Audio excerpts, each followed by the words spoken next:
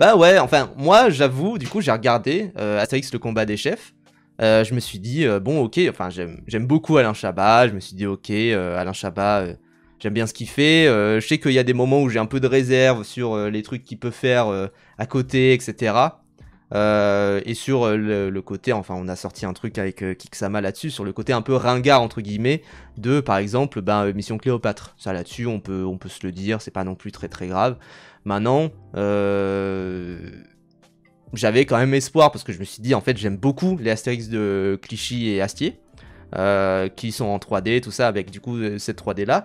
Je me suis dit putain là ça évolue encore plus loin pour faire des visuels encore plus beaux et effectivement les visuels sont absolument magnifiques. Moi je trouve ça vraiment très très beau. Il y a peut-être un petit manque de texture, des trucs du genre qui font film quand même, mais quand même c'est bien fait, c'est quand même vraiment bien fait et c'est pour une série animée c'est vraiment beau quoi. Il y a des petits moments un peu où ça économise de l'animation etc.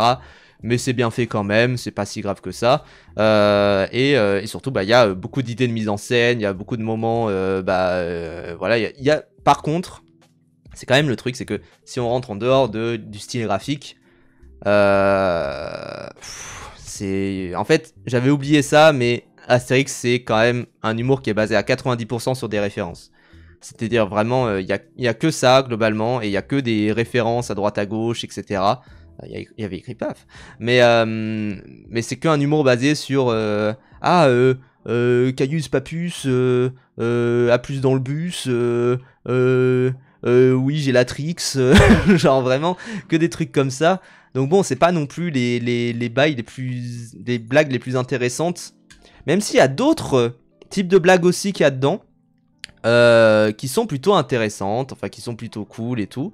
Notamment, bah, je trouve les blagues sur le salut romain. Bah déjà, elles sont parfaitement dans le temps actuel, ça c'est sûr et certain, mais elles sont vraiment très bien faites aussi, ça il faut le dire.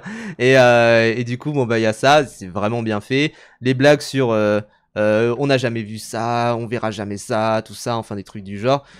Voilà, mais après les blagues où c'est juste les noms, c'est des noms rigolos parce que c'est des noms de trucs qui sont pas du tout de l'époque. Bon, c'est pas le truc qui me fait le plus rire au monde, quoi. Je retiendrai mes rires, quoi. Voilà, Omar et Fraise m'a eu par surprise.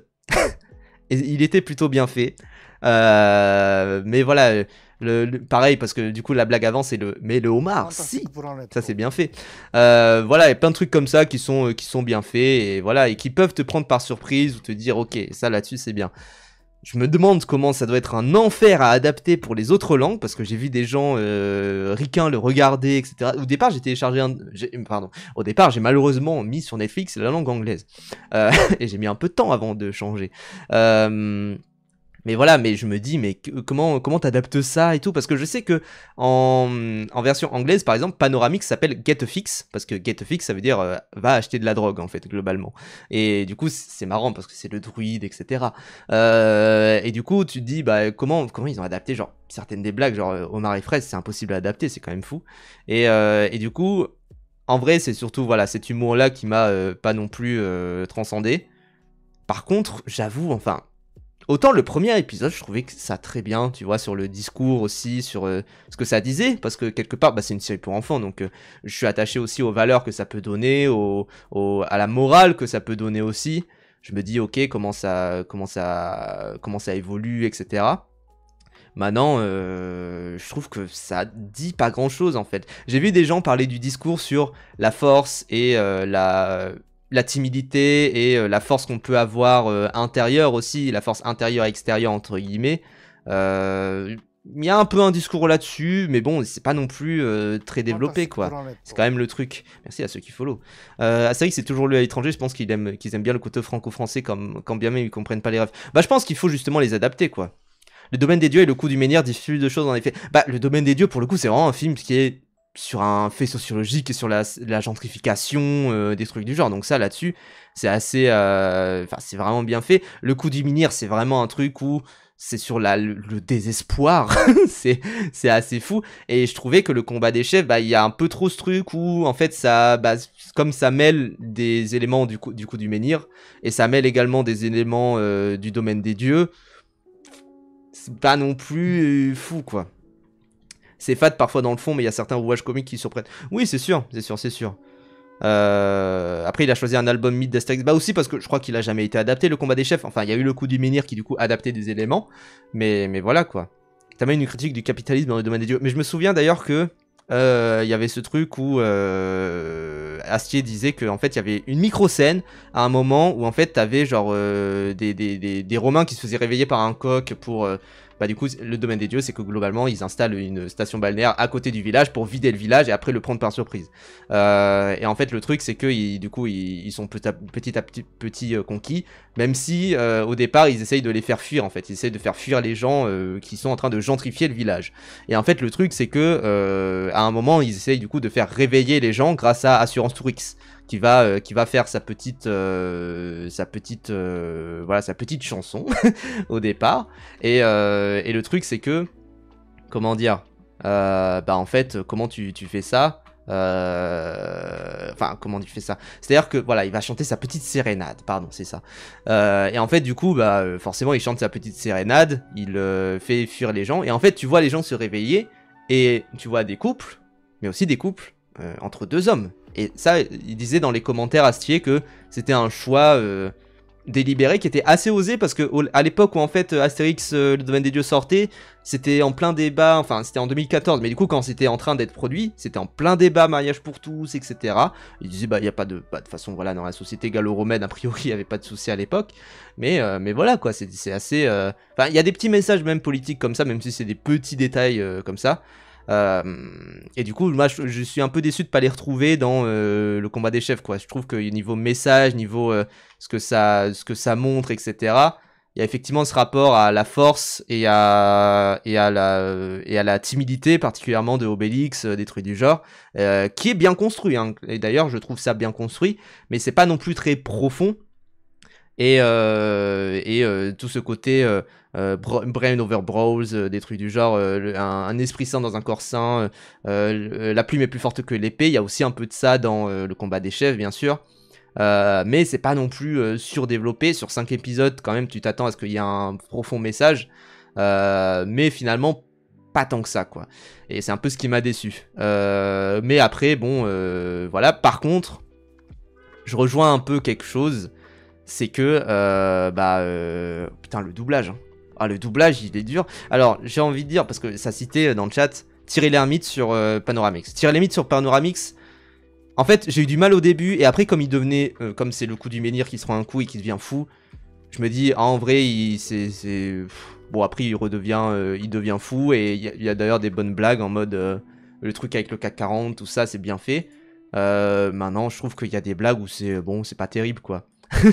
Mais surtout, bah l'interprétation, j'ai du mal quoi. J'ai vraiment du mal parce que, en fait, il y a ce sentiment quand même que beaucoup de persos sont dans un film différent. Mais autant ça citait beaucoup Panoramix, je trouve le pire, c'est Astérix. C'est-à-dire que Alain Chabat, je trouve qu'il n'est pas Astérix quoi. Je trouve qu'il est pas Astérix, qu'il est pas dans ce rôle-là, qu'il est pas là-dedans, et c'est vraiment, ça m'a assez surpris quoi. Obélix par contre je le trouve très bon. Obélix je le trouve très très bon, vraiment. Mais Alain Chabat sur Astérix, heureusement qu'il parle pas beaucoup, que c'est pas un album qui est vraiment centré sur Astérix, qui est plus centré sur Obélix.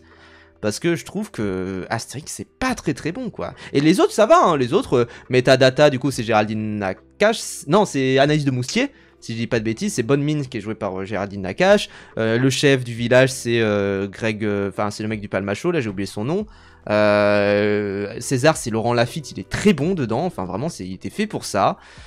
Tu te dis en fait tout le reste c'est très bien, c'est juste vraiment, et encore une fois moi je trouve Gilles Lelouch, et d'ailleurs aussi pareil A plus Bégalix, c'est Grégory Gadebois, et c'est quelqu'un qu'on n'entend pas très souvent dans des doublages, et il est très très bon dedans. Et Zadi, excellent Zadi, vraiment sur Potus du coup. Voilà, Grégoire Ludic qui jouait le chef. Et il y avait David Marseille, je sais plus exactement qui y joue. Mais voilà, mais il y en a qui sont vraiment excellents. C'est juste que bah c'est un peu trop c'est un peu trop déséquilibré malheureusement. Et surtout le problème c'est que bah deux des persos principaux c'est Astérix et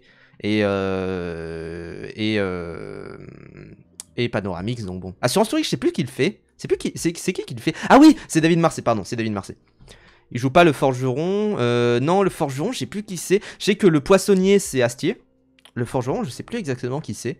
Mais je trouve, voilà, enfin, et pareil, il y a des petits caméos entre guillemets, c'est-à-dire qu'il y a par exemple sur le sucette à l'Anix, très bon. Sucette à l'Anix, c'est Jamel Debbouze, et tu le reconnais de fou, tu le reconnais de loin, enfin voilà. Mais il est très très bon. Et par contre, pour le coup, je suis pas contre Chabat en doublage. Déjà, Chabat, je trouve qu'il est très très bon sur Shrek.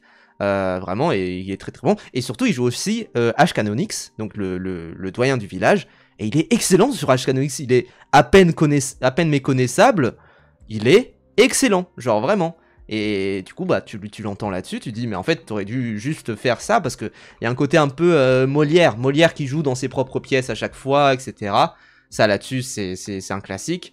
Et derrière, bon, bah, mais Molière, il joue jamais tellement le rôle principal non plus. Donc, comment est-ce que tu joues par rapport à ça, quoi. Chabat ferait peut-être mieux Obélix que Astérix à la limite. Ah non, oui, c'est Pion Marmaille, c'est Automatix, oui, le forgeron, du coup. Le problème avec Astérix, c'est que Roger Carrel est trop indétrônable. Bah, je trouvais que Clavier était pas mauvais. Enfin, c'est un peu le truc qu'on avait dit déjà avec Kiksama, c'est que moi, je trouve que on s'attache pas beaucoup à lui dans le secret de la potion magique, parce que le secret de la potion magique, c'est très centré sur sur Panoramix. Parce que bah, Panoramix, c'est le personnage vraiment clé de Secret de la potion magique, et que bah, c'est du coup Bernard Allan, il est excellent, voilà, c'est vraiment, il est fait pour ça, c'est une folie, et du coup bon bah tu t'entends très peu en fait finalement Christian Clavier, mais il reste bon, de toute façon c'est le même Christian Clavier que sur bah du coup les deux premiers, d'accord, maintenant pourquoi pas, mais après bon bah j'ai pas capté pourquoi pas avoir pris Clavier, bah je sais pas pourquoi, ouais, c'est vrai, je sais pas pourquoi ils ont pas pris Clavier. Je pense que c'est vraiment juste, peut-être qu'il était pas dispo et que du coup Chabat s'est dit bon, j'essaye. Et en fait le problème c'est que généralement quand tu t'auto-diriges entre guillemets, parce que du coup bah il s'est auto-dirigé du coup Chabat, c'est que parfois c'est un peu plus compliqué quoi. C'est un peu plus compliqué et c'est beaucoup plus quelque chose enfin t'as du mal à avoir du recul. Donc voilà quoi. Ça, ils auraient pu prendre Depardieu sur Obélix finalement. Non mais oui, mais le louche, je trouve par contre c'est une vraie révélation quoi. Je le préfère beaucoup plus à, bah, c'est la discussion qu'on avait encore une fois avec Ixama. Je le préfère beaucoup plus à Guillaume Bria dans les films de Astier. Même si voilà, c'est Pascal Tournade je crois qui le doublait dans Les Anciens, etc. Je trouvais aussi c'était Jacques Frantz dans celui Astérix et les Indiens, je crois celui de 2006, quelque chose du genre. Il était bon, il était vraiment bon, même si Jacques Frantz, c'est la voix de De Niro, les gens, il est quand même, voilà, il est plus habitué à des rôles différents, etc. Mais tu sentais qu'il rentrait vraiment dedans. Par contre, ouais, je trouve le louche, en vrai, on pourrait le garder pendant un petit moment, hein. Genre vraiment, je trouve qu'il a bien compris la chose. Il a toujours des mimiques un petit peu le louchisantes. Mais je trouve il est bon en humour. Et c'était effectivement, comme tu disais, Laurentin, c'était quand même un point positif du film live action aussi, hein, vraiment, enfin à l'époque c'était vraiment bien fait, il n'y avait pas de galère.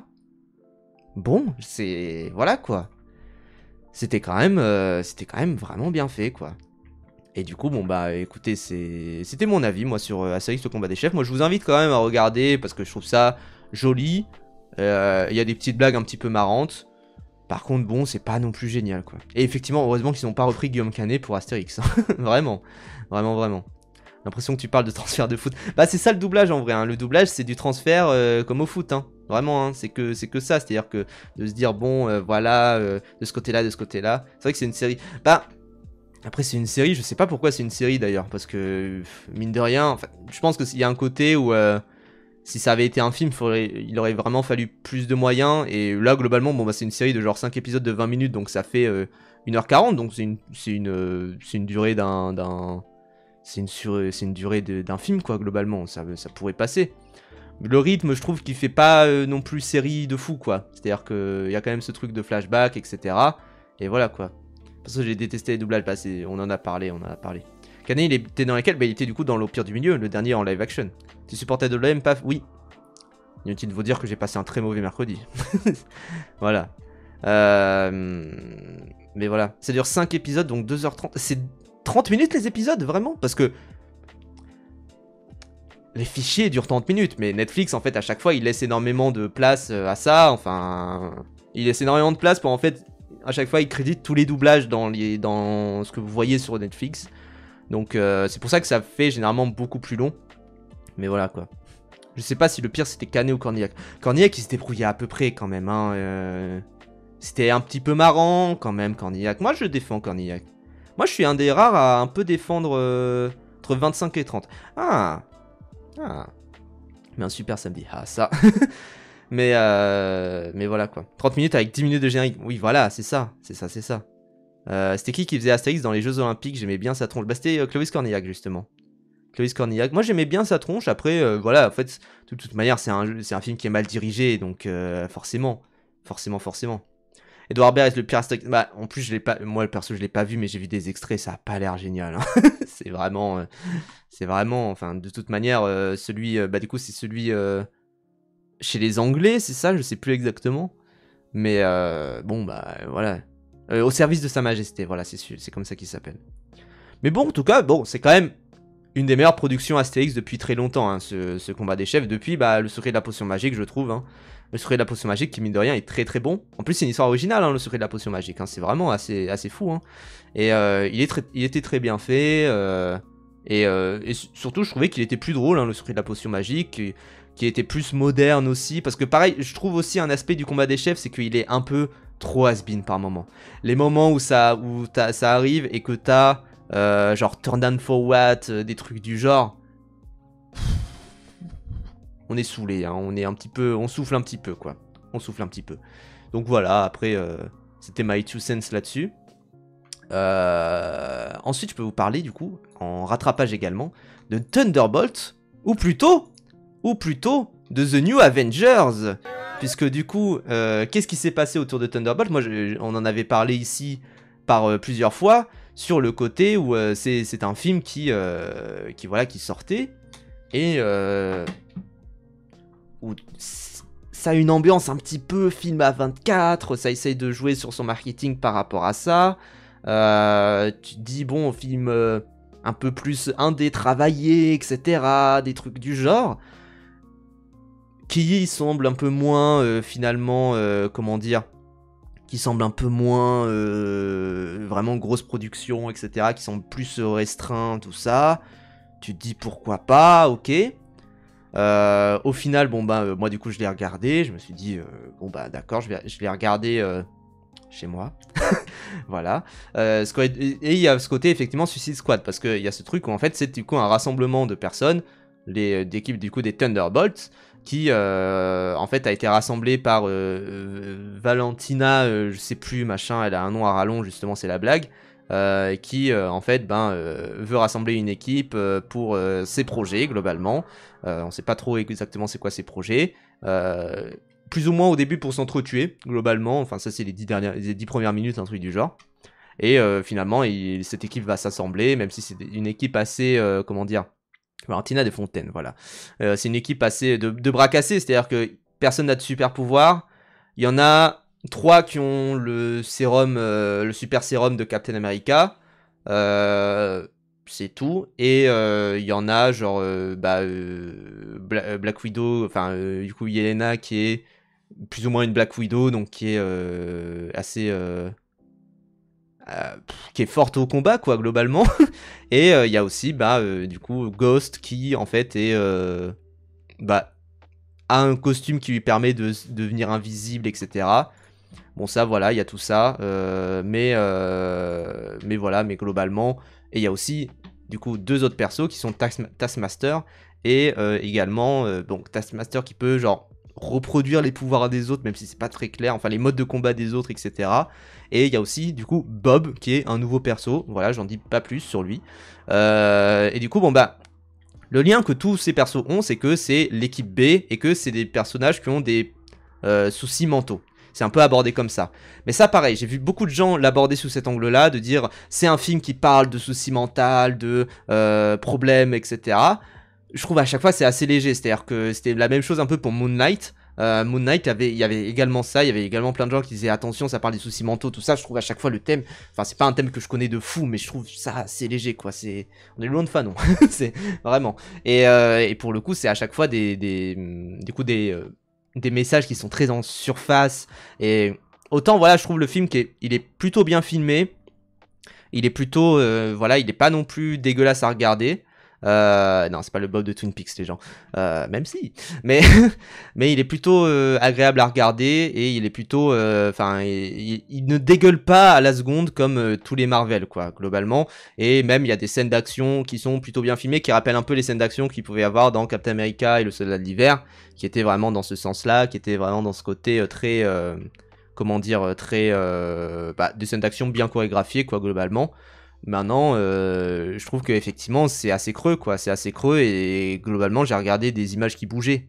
Donc voilà, on avait déjà tout le truc sur Stark qui vire parano, chelou. S'ils ont pas creusé un peu plus, ça doit pas être. Bah, en fait, il y avait déjà ça, ouais, effectivement, même dans Civil War, il y avait ce côté où entre les persos, il y avait ce truc de traumatisme, il y avait ce truc de PTSD aussi. Le PTSD, je trouvais qu'il était super bien abordé, par exemple, dans Daredevil. Dans Daredevil saison 2, avec notamment, bah, du coup, le personnage du Punisher.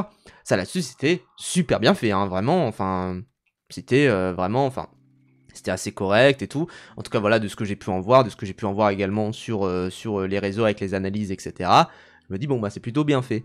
Maintenant, ce que je vois également, c'est que, comment dire, là-dessus, bon, c'est un peu creux, quoi. C'est un peu, enfin, c'est un peu osef, on va être honnête. Et du coup, moi, je vois aussi tout le marketing autour qui spoil la fin, globalement, avec le côté les nouveaux Avengers, parce que, globalement, en fait, c'est la fin du film, c'est de dire, ah, en fait, ce n'est pas l'équipe des Thunderbolts, c'est qu'est-ce que Life is Strange ça a 10 ans. Bah, je vois pas pourquoi. Je vois pas le rapport en fait. Au début, je voyais à peu près, mais au final, je le vois plus. Mais du coup, ce coup de pression un peu marketing de dire en fait ne loupez pas Thunderbolts parce que c'est finalement un film les nouveaux Avengers, parce que le film globalement il marche bien mais pas beaucoup. Bah en fait je trouve que c'est un peu... Enfin c'est un peu je trouve une trahison de la première campagne marketing qui vendait ça justement comme un film un peu en dehors des Avengers, un peu... Enfin j'ai l'impression qu'ils savent pas trop sur quel pied danser, même si je trouve voilà le stun de dire en fait depuis le départ c'était prévu pour ça, etc. Pourquoi pas, mais je trouve qu'en fait ça rentre dans des dérives marketing de dire en fait que que en fait ils veulent essayer d'attirer tous les publics. Et ça là-dessus, bon bah c'est pas non plus génial quoi. C'était pas censé être Eternals des nouveaux Avengers. Non, en fait, il y a ce côté où comment dire le dernier épisode de Life is Strange, c'est exactement... Oui, c'est vrai, oui, c'est vrai. Je suis d'accord. Après, Life is Strange, c'est vraiment bien à ce niveau-là. Hein. C'était vraiment bien fait. Donc voilà, il y a ce truc où les Eternals, par exemple, c'est pas des Avengers parce que Avengers, c'est vraiment genre une équipe des Earth Mightiest Heroes, donc les gardiens de la Terre, globalement. Comparé aux Gardiens de la Galaxie par exemple, ou des trucs du genre. Et du coup les Eternals c'est une équipe, mais c'est pas tellement une équipe, c'est plus compliqué que ça. Je trouve que d'ailleurs que ce que ça développait sur le sentiment d'équipe, le sentiment comment dire, de sorte même de colonisation hein, dans les Eternals, c'était très intéressant pour le coup. Moi j'aimais pas trop comment c'était filmé, parce que c'est Chloé Zhao, et même si il y avait ce côté plus entre guillemets film d'auteur, reste que quand même ça a montré des... comment dire, je trouvais que tous les plans étaient à contre-jour et au bout d'un moment ça me faisait chier quoi. J'arrivais ce côté là, film mal monté, un peu ça aussi au niveau du rythme, même si il y a quand même des brio de mise en scène par moment et des scènes vraiment, notamment la fin est plutôt cool. Toutes les scènes post-génériques sont mauvaises, sont vraiment, enfin les scènes post-génériques, les deux te vendent un truc qui pour l'instant ne va absolument nulle part et n'est pas non plus teasé pour tout ce qui est Doomsday, etc. A priori, du coup, les nouveaux Avengers, la scène post-générique montre quelque chose qui est assez percutant, où tu dis, ok, bon là, ça lie vraiment avec les prochains films, il n'y a pas de souci, d'autant plus que la majorité du casting est rempli pour Doomsday, évidemment. Donc voilà, moi je trouve que ce stunt marketing, qui au final d'ailleurs, comme ça a noté dans le chat, au final d'ailleurs, le truc les nouveaux Avengers, finalement, ça a été remplacé par Stitch, qui en fait débarque et qui brûle le truc, etc. C'est encore une fois, on vit vraiment dans une saucisse, hein, globalement. Donc vraiment, ouais, c'est assez... Enfin, c'est pas terrible, quoi, je trouve. C'est pas terrible, et moi je trouve que, évidemment, ils vont jouer ce côté... Oui, oui, de quoi, qui est remplacé par Stitch? Ah bah attendez, je peux vous montrer, hein. Stitch New Avengers, tac. C'est en gros, voilà, il y a ce truc où en fait ils ont remplacé du coup tous les cartons pour les nouveaux Avengers, etc. par tout ça. Et ensuite, qu'est-ce qu'ils ont fait? Putain, j'arrive pas à retrouver, c'est terrible. Ah oui, c'est parce que j'ai écrit Switch. Putain, je suis con. Tac, voilà, au final, qu'est-ce qu'ils ont fait? C'est que l'affiche avec écrit du coup Thunderbolts, puis ensuite New Avengers, bah au final, c'est Stitch, finalement. Et du coup, maintenant, l'affiche, c'est totalement... Voilà, il y a un truc comme ça, c'est que au départ, du coup, c'était Thunderbolts. Je sais pas pourquoi c'était dans cette esthétique-là, mais pourquoi pas. Après, c'était du coup les nouveaux Avengers, parce que voilà. D'ailleurs, le titre français, c'est les nouveaux Avengers. Je sais qu'il y a des gens qui s'en plaignent, je suis en mode, bah... C'est un titre, c'est... Voilà. Et au final, du coup, Stitch a débarqué et a encore une fois brisé l'affiche. Et ensuite, du coup, bah, Stitch a complètement retourné la chose, etc. Voilà. Voilà. Dû au fait que le daron voulait des camps. Ah oui, c'est pour ça, putain. Oui. Mais bon, en tout cas, voilà, c'est... Je vois la vie de Mao Bigchlong en mode j'ai tellement lâché ces délires Marvel, je sais même plus ce qui se passe. Bah, je suis d'accord qu'en fait, au bout d'un moment, ça devient un délire d'aficionados. Et c'est pour ça que tout ce truc-là de... Certes, la campagne promotionnelle est plutôt bien faite. Mais ce que je vois aussi, c'est que Thunderbolts, là, actuellement, il me semble qu'au box-office, c'est pas non plus la joie. Hein. C'est-à-dire que le titre officiel du film reste Thunderbolts, hein, bien sûr. Mais au box-office, c'est pas non plus le film qui va taper le milliard, contrairement à certains. Donc, vraiment, enfin voilà, il rapporte bien, hein, mais c'est pas non plus la joie, quoi. Donc Stitch est un Avengers, peut-être. Mais bon, en tout cas, et d'ailleurs, au cinéma en France, d'ailleurs, il rapporte pas non plus de fou. Voilà, visiblement, le public français a un peu boudé, mais en même temps, parce que, bah, encore une fois, c'est l'équipe B des Avengers, et tout le monde s'en fout un petit peu. Évidemment qu'Avengers Doomsday, a priori, ça devrait être un gros film, quand même, parce que c'est Avengers, il y aura Robert Downey Jr., etc., bon, pourquoi pas. Maintenant, moi, je vois plein de gens dire, oui, il faut soutenir, parce que c'est quand même un film Marvel qui est vraiment bien, etc. Moi, je trouve que c'est un bon film Marvel, c'est pas non plus... Enfin, c'est meilleur que ce que la moyenne de Marvel nous a donné. Maintenant, bon, c'est pas non plus pour ça qu'il faut foncer aller le voir, hein, pour moi. Hein. C'est pas non plus le film qui a cette priorité-là.